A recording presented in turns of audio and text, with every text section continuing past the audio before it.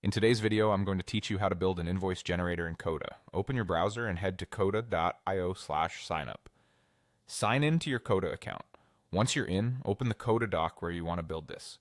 If you're on the home screen, you'll see your recent docs. Choose the one you want to use so we can keep everything organized in one place. Inside your document, create a new section by clicking the plus sign for a new page.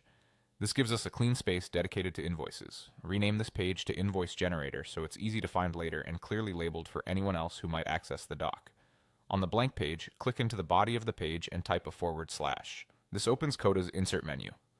From there, click Table. You'll see a new table appear, which will be the backbone of your invoice generator. Next, we'll rename the columns so they're meaningful. Click the header of each column and rename them to Item, Description, Quantity, Unit Price, and Total. Item is the name of the product or service, description gives any extra details, quantity is how many units you're billing for, unit price is the cost per unit, and total will calculate the line amount automatically. Clear column names will help prevent mistakes and make your invoices easy to read. Now let's make the total column do the math for us. Click the total column header to open its settings.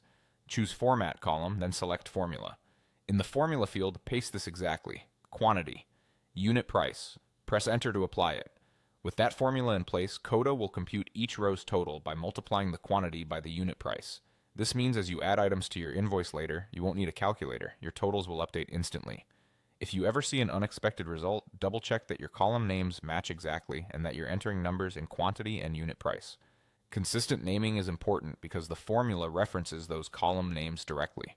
At this point, your basic invoice generator is ready. You have a dedicated page, a structured table, and an automatic total column.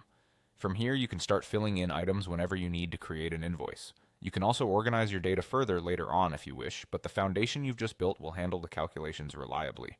That's it. Simple, clear, and effective.